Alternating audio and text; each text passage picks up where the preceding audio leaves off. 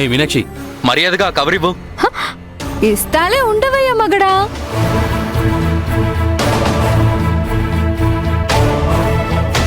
అరే కొత్త కోక నా కోసమే తెచ్చినావా ఏంటి? మీనాక్షి, అది నా వర్ష కోసం కొన్నాను. అబ్బో మామూలుగా లేదే. అప్పుడే నా వర్షం అయిపోయినదా ఏంటి? తన కోసం కోక కూడా కొంటున్నావు. ఇష్యం సానా దూరం వెళ్ళాదే. వేళ్ల కొలాపి ముందా చేరిటివ్వు. బల్లో చదువుకునే కాడ నుంచి నా నిన్ను లవ్ చేస్తున్నాను. ఇన్నాళ్ళు నాకు కనీసం ఒక్క చాక్లెట్ అయినా కొనియలేదు. ఆ గుంటకి మాత్రం కోక కొనిస్తే నన్ను చూస్తూ ఊరుకుంటానా ఏంటి? ఊరుకోక ఏం చేస్తా? తీసేసుకుందామనే. నాకు దక్కని కోక గుంటకిలా దక్కనిస్తాను.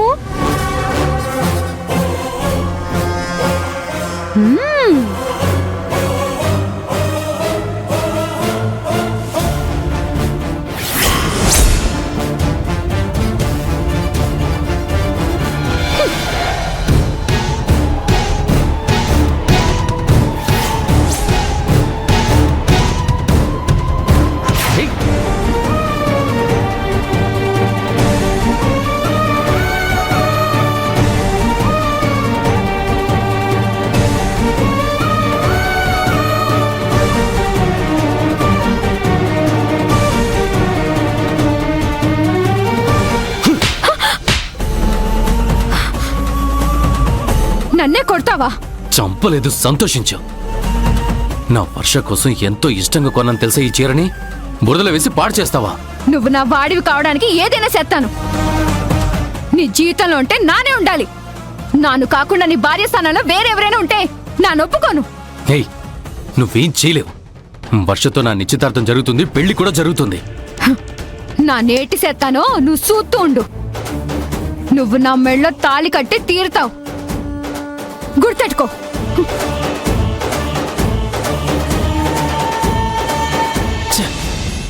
వర్ష కోసం మొదటిసారిగా ప్రేమగా కొన్న చీరను పాడు చేసింది. ఉంటాను. అత్తయ్య, మన బంధువులకి అయిన వాళ్ళందరికీ నిశ్చితార్థానికి రమ్మని చెప్పేశాను. ఇంకా ఎవరికైనా చెప్పాలా? రామలక్ష్మి, రంగారావు కూడా చెప్పు. ఇప్పుడే చెప్తాను.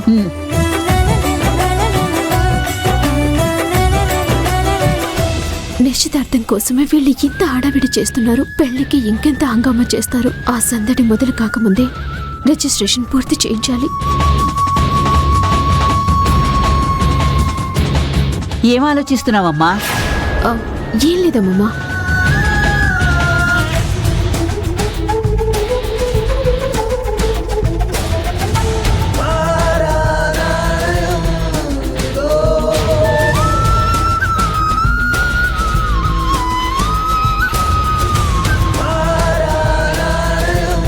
ఏమైందిరా అలా ఉన్నావు?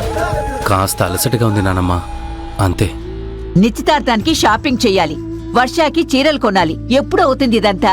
ప్లాన్ చేస్తానమ్మా. వీడు వర్ష కోసం చీర తీసుకొచ్చినట్టున్నాడు.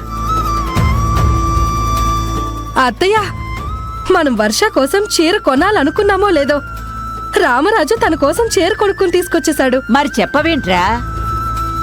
అమ్మా ఆగు, తీయకు. ఏంట్రా సర్ప్రైజా? దీంట్లో సర్ప్రైజ్ ఏముందిరా?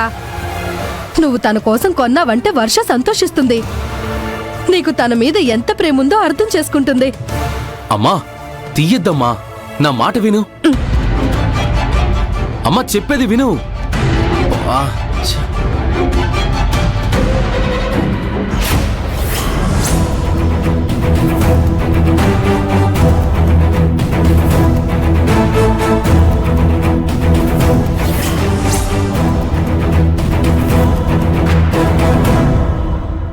చీరేంట్రా ఇలా మట్టి కొట్టుకుపోయింది?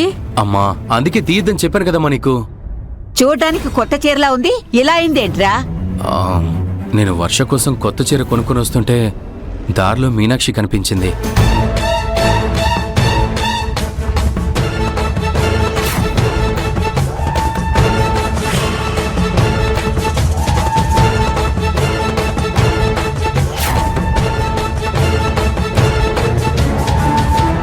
రామరాజుని ప్రేమిస్తుంది కాబట్టి నాతో పెళ్లి కుదిరిందని తెలిసేసరికి మీనాక్షి తట్టుకోలేక అలా చేసినట్టుంది. నేను వెళ్ళిపోయేలోపు మీనాక్షిని రామరాజుని కలపాలి.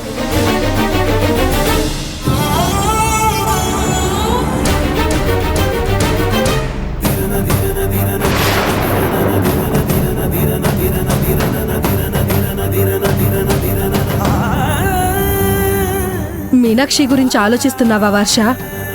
ఆ పిల్ల వట్టి తిక్క మనిషి, ఇలాగే పిచ్చి పిచ్చిగా ప్రవర్తిస్తుంటుంది. అలాంటి దాన్ని నేనెందుకు కోడల్ని చేసుకుంటాను? అసలు ఈ విషయాన్ని నువ్వు పట్టించుకోవద్దు. ఒరే రామరాజు, నేను వాళ్లతో మాట్లాడతాను, కానీ నువ్వు షాపింగ్ ఏర్పాట్లవి చూడు. సరేనమ్మా.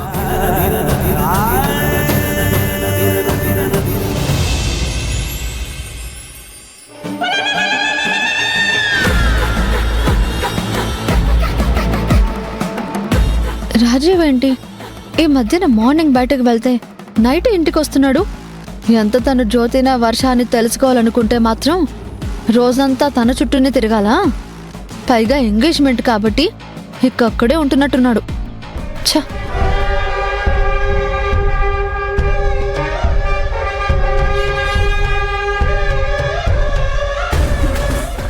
రాజీవ్, ఇంకా పడుకోకుండా ఏం చేస్తున్నావు? నేను పడుకోవడం పక్కన పెట్టు. అసలు ఇంట్లో ఉండడమే మానేశావు. పొద్దున పోయి నైట్ వస్తున్నావు. రోజంతా జ్యోతి చుట్టూ తిరుగుతున్నావా? జ్యోతినా? తన చుట్టూ తిరగడానికి తనెక్కడుంది? అదేంటి, రోజు జ్యోతిని కలవడానికి వెళ్తున్నావు కదా? Hello, for your kind information, తను జ్యోతి కాదు, వర్ష. ఏం మాట్లాడుతున్నావు రాజీవ్? ఎస్, ఉన్నదేగా చెప్పాను. అలా ఎలా ఫిక్స్ అవుతావు? తను జ్యోతినా వర్షానా అనేది మనకింకా క్లారిటీ రాలేదు కదా. తనెవరో తెలుసుకోవడానికి మనం చాలా ప్లాన్లు వేశాం, ఎక్కడా బయటపడలేదు. అలాంటప్పుడు తను వర్ష అని ఎలా చెప్తున్నావు? నువ్వు చెప్పే దాంట్లో ఆన్సర్ ఉందిగా శ్రావ్య. మనం ఎన్ని ప్లాన్స్ వేసినా, ఎన్ని రకాలుగా ప్రయత్నం చేసినా ఎక్కడా తను జ్యోతి అని ఆధారం కనపడలేదంటే ఇక వర్ష అనే కదా అర్థం. నువ్వు ఇలా మాట్లాడడం నాకు చాలా ఆశ్చర్యంగా ఉంది రాజీవ్. మనం హైదరాబాద్ వెళ్లకుండా ఇక్కడే ఉండేది తనెవరో తెలుసుకోవడానికే కదా. ఎక్కడ ఆధారం దొరకలేదని బ్లైండ్గా తనే వర్ష అని నమ్మేస్తున్నావు. నేను వర్ష అని ఫిక్స్ అయినట్టు నువ్వు నన్ను నమ్మేశావా శ్రావ్య? ప్రస్తుతానికి నాకు అదే కావాలి. నమ్మేశాను కాబట్టే రామరాజుకి సపోర్ట్ చేసి వాళ్ళ లవ్ సక్సెస్ అయ్యేలా చేశాను. నిశ్చితార్థం ఏర్పాట్లన్నీ నేనే చేస్తున్నాను, పెళ్లి కూడా నేనే దగ్గరుండి చేస్తాను. ఇది నువ్వు సీరియస్ గానే చెప్తున్నావా? చాలా సీరియస్గా చెప్తున్నాను. తను వర్ష, వాళ్ళ పెళ్లి నేను దగ్గరుండి చేస్తున్నాను. సో నీకు ఫుల్ క్లారిటీ ఉంది, మనం ఇక్కడ ఉంటున్న పని అయిపోయింది. ఆ పని అయితే అయిపోయింది, ఇక శారదత్తయ్య పనే మిగిలింది. పెళ్లిలోపు అత్తయ్యకి గతం గుర్తొచ్చేలా చేస్తానని నానమ్మ చెప్పింది. అత్తయ్యకి గతం గుర్తొచ్చి వాళ్ళ పెళ్లి జరిగిపోతే అంతా హ్యాపీనే. ఆ తర్వాత అత్తయ్య మనతో వస్తానంటే తీసుకెళ్దాం, ఇక్కడే ఉంటానంటే మనం వెళ్ళిపోదాం. నాకింత షాక్ ఇచ్చావేంటి రాజీవ్ నువ్వు? ఇందులో షాక్ ఇచ్చేదే ఉంది శ్రావ్య. రియాలిటీ ఏంటో నాకు అర్థమైంది, నువ్వు కూడా అర్థం చేసుకో. సరే శ్రావ్య, నిద్రొస్తుంది, నేను పడుకుంటాను. Good night.